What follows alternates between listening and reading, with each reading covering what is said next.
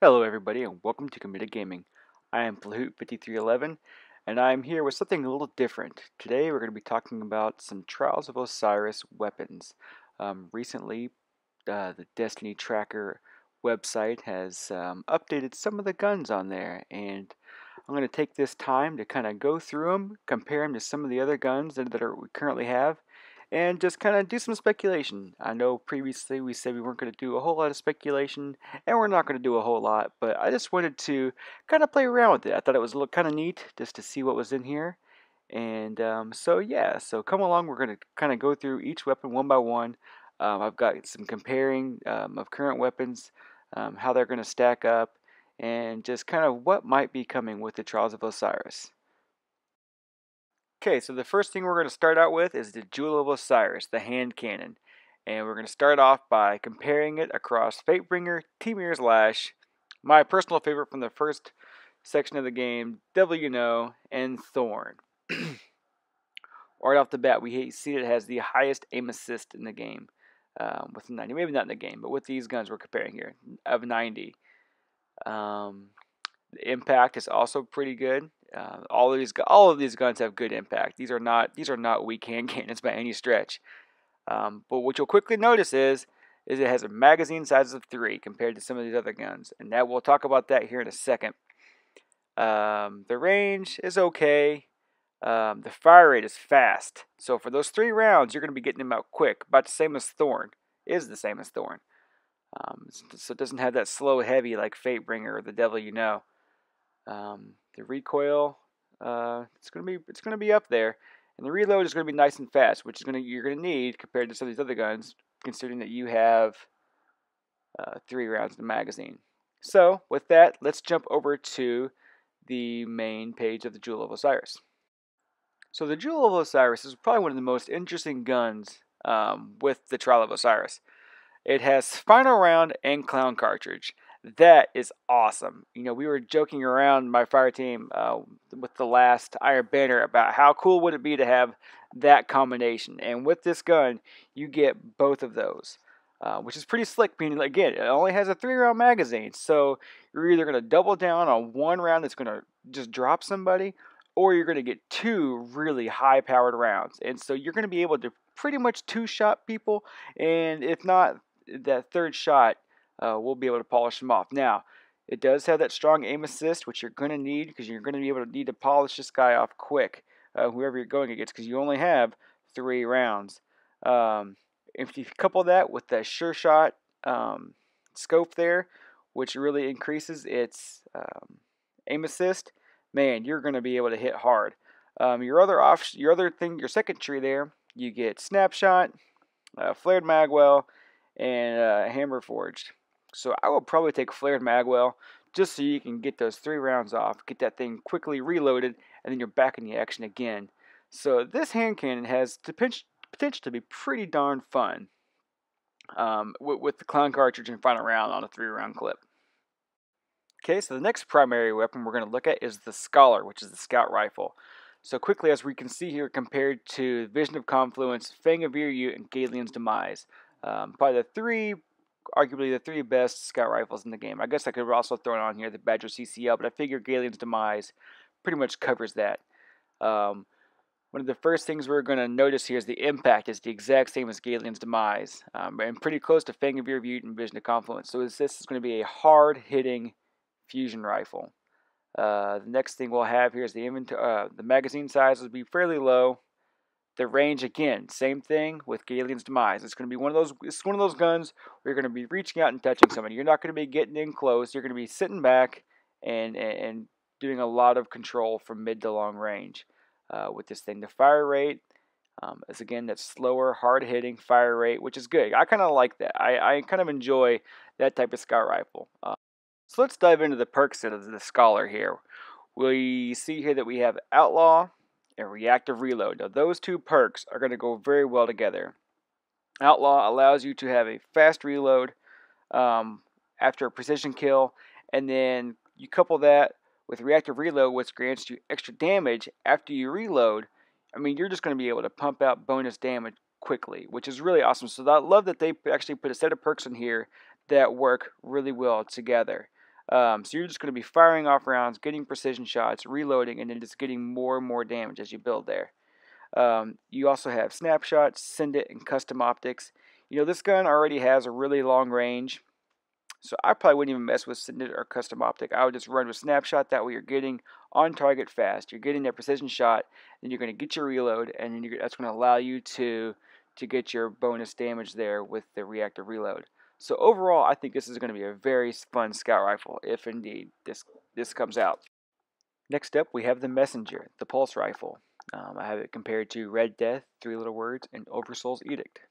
As we can see here, it's got the same impact as Three Little Words, so it's a very high impact, slow firing scout rifle, which is really nice right now because since the patch, these guns are in a really, really good place.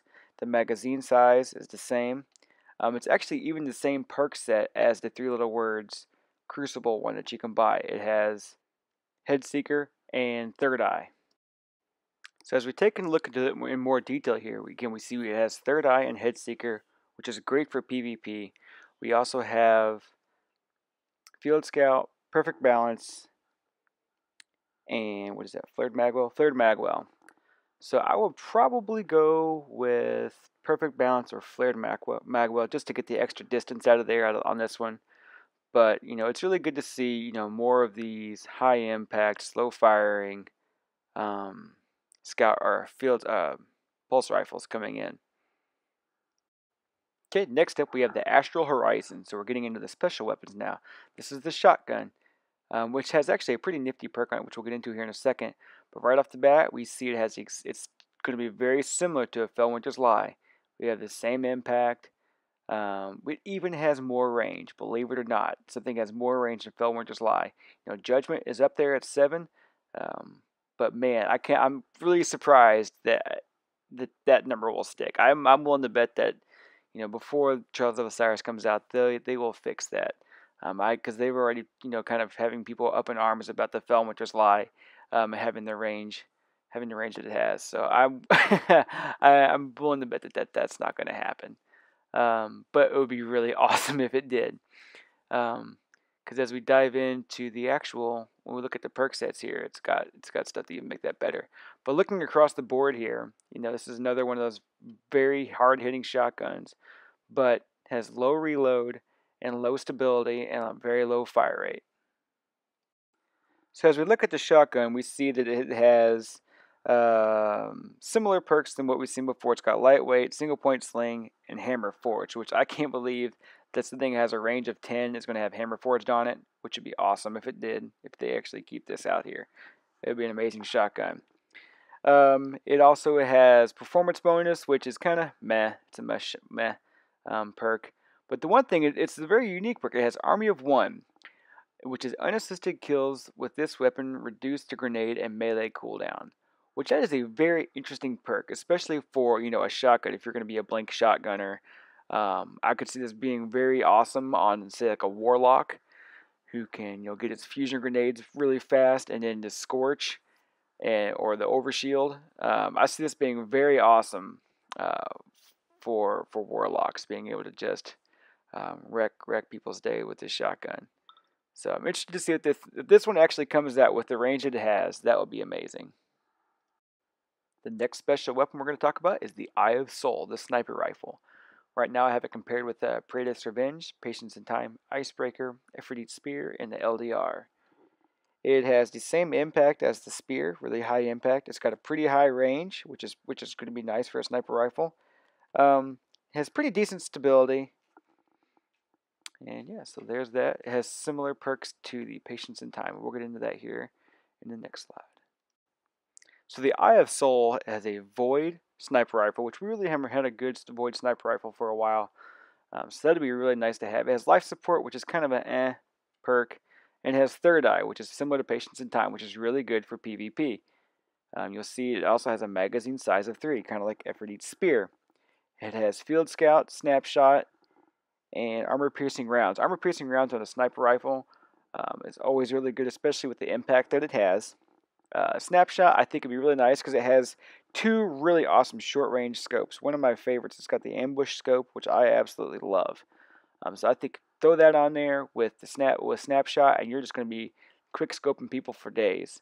However, you could pair that with the Field Scout and get a little bit extra life um, out of your clip there, which would be also kind of nice. But I think I would throw a short, snappy scope on there with quick scope and just have a field day with it. And last but not least of the special weapons, the fusion rifle, the Exile's Curse. I have it compared to Perrin's Fire, the Calming, Plan C, and Plug 1-1. This is going to be kind of like the Phil Winters Live fusion rifles. You can see the charge rate is really slow, but that impact, set at 99, I mean, that trumps the field. Plug 1 is close. But again, it's got a stupidly slow charge rate, but it has the same range as Plan C. So this is one of those ones where you're just going to have to really piece your shots on it. Fusion rifles are kind of in a place right now to try to counter shotguns before they get in too close. That's kind of what fusion rifles are for right now. I mean, you can try to pre-charge around corners. If you have Plan C or the Calming, you can get them pretty quick. But right now, the best thing for something like this is to be able to sit back and pick them off because of the range. So let's take a look at the perks for the Exile's Curse. It has hip fire, which, I mean, that's probably okay, but with the slow charge rate, that's not going to be that great. And it has life support, which I have still yet to figure out the best part of that perk. It does have solar, which is kind of nice. But it's got lightweight, enhanced battery, and accelerated coils.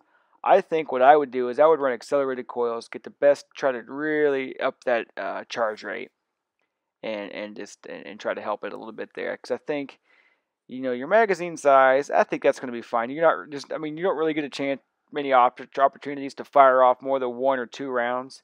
So I think having the ability to charge that thing faster is going to be your best bet. Now on to the fun weapons, the heavies. This is the Infinite Theorem, the machine gun. We're going to have it compared to Jolder's Hammer, Corrective Measure, Deviant Gravity, and Thunderlord. We'll see that it has pretty medium impact. I mean, compared to these other guns here, these are all heavy-hitting machine guns. I didn't put any of the bullet hoses up here.